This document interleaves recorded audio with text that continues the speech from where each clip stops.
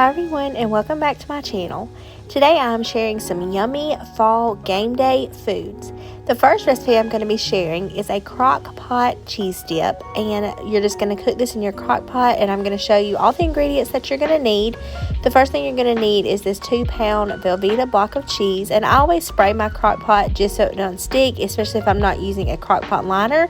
But you're going to drop your cheese right in the bottom. To the top of that, you're going to add ground sausage and ground hamburger meat.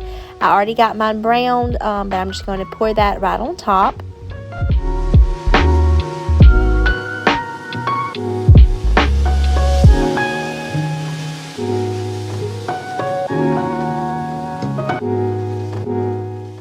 Next, you're going to need a block of cream cheese, and I just diced mine up so that it would melt a little bit better. And once I pour it on top, I'm just going to separate that cream cheese so it's not all in one place. And also, when you get that in there, you're going to add a can of cream of mushroom and also a can of cream of chicken. I also went ahead and salt and peppered my meat while I was browning it, but other than that's the only spices I added.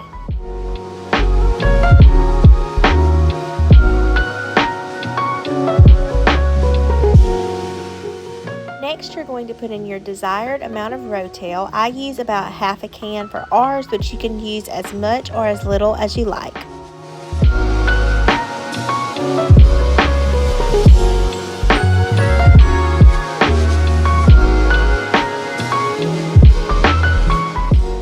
Once all of my ingredients are in there, I'm going to put my top on, and this cooks on low for about 4 hours, and I do stir it occasionally while it's cooking.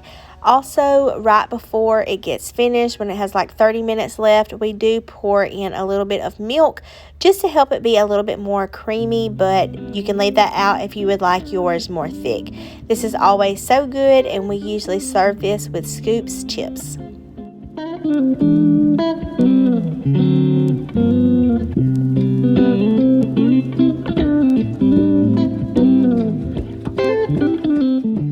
The next recipe is ham roll-ups, and these are all the ingredients that you're going to need.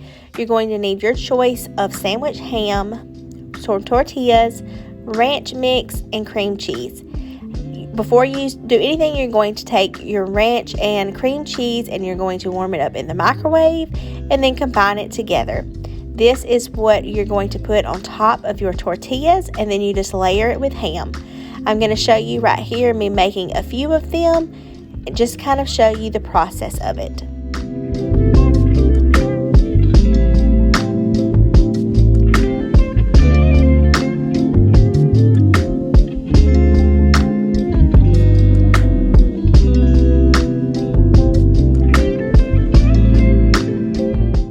Depending on how big your slices of ham are will determine if you need to use 1 or 2 pieces. Since these were a little bit smaller, I'm just using 2, and I'm just showing you what it looks like when it's all rolled up. I usually put mine in a glass dish, which you'll see over here to the side.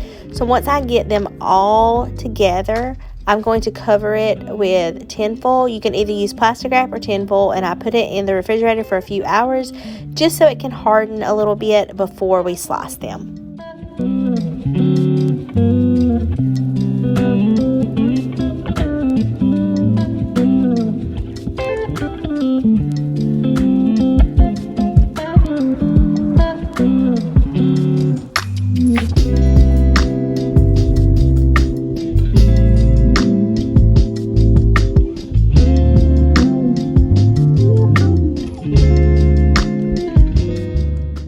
And this is them all rolled up, and like I shared, I'm going to put them in the refrigerator covered until we get ready to eat them.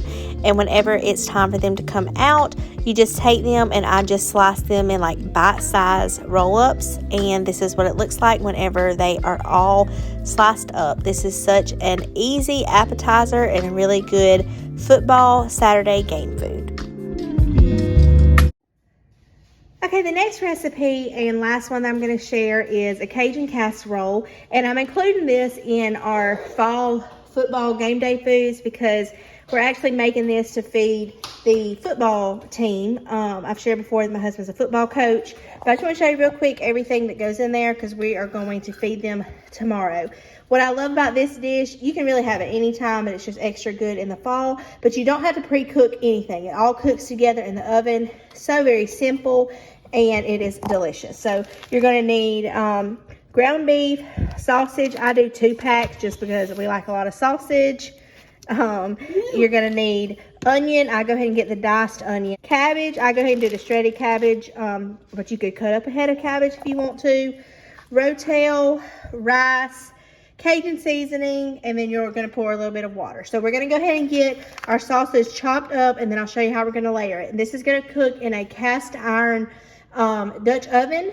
In your oven, it takes about 2 hours, but you can totally make this ahead of time. Like I have made it the night before and then cooked it the next day, and it just stays in the refrigerator. So simple and so very good. So let's get this sausage cut up so we can layer it and get it cooking.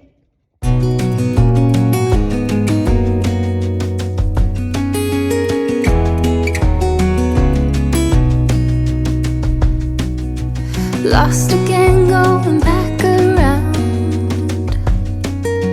dreaming of a time when I get things right. Lost in the shadows of a million stars. Shouldn't they enlighten my near and far? Shouldn't they at all just tell me where you are? Send a prayer if I'm out of luck. Send a little love and I'll make it back. Send me a letter and a bottle of wine, telling me I will be fine. Baby, I'm stuck with a halfway heart. Slip away if I come too far. We're going to spray our cast iron oven with some non-stick spray just so everything cooks and it doesn't stick. In the very bottom, we're going to put our ground beef. Halfway hard, halfway hard. Sing to me if I lose. On top of our ground beef, we put our sausage, and you can season this at whatever layer you like, but I always like to put my seasoning on top of my meat. So once I get my 2 layers of meat, my ground beef and my sausage, then I'm going to go ahead and go in with my Cajun seasoning, and I'm going to be using Tony Chachere's, but you can really use any kind of spice or seasoning that you like. This is just what we use in ours. Next, you're going to put in 1 cup of rice, and on top of your rice, you're going to put your onion.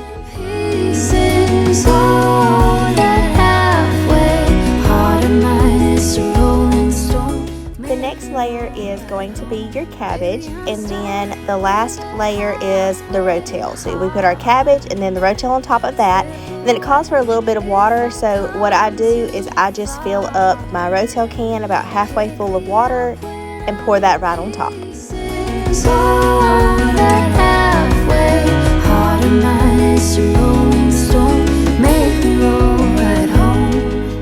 Once you have your casserole put together, it's going to cook at 325 in the oven for an hour for the first round.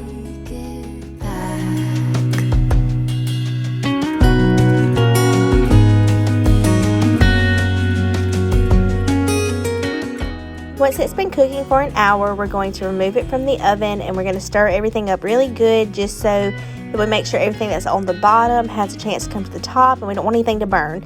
So I'm just going to get this all stirred up really good, and then it's going to go back in the oven at 325, or if you see that it's cooking kind of fast, you can turn the heat down to 300, but it's going to go back in the oven for another about 45 to 50 minutes.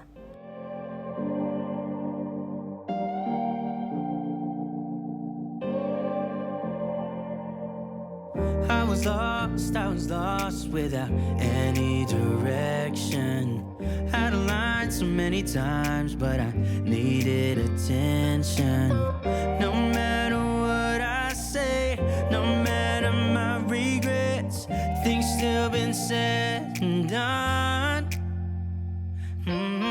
There's not a part of me that wants to say no, but I have realized I had to let go.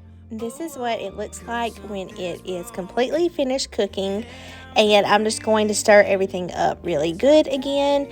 And this is so good and so easy. It's definitely one of our favorite dishes. And I will have the recipe, like the order of the layers down below in the description box if you're interested in making this.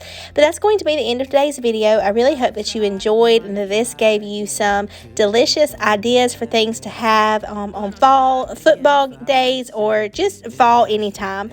So I hope that you enjoyed. I would love for you to leave me a thumbs up if you did. And I will see you in the very next one, friends. Bye. That's why you have to know.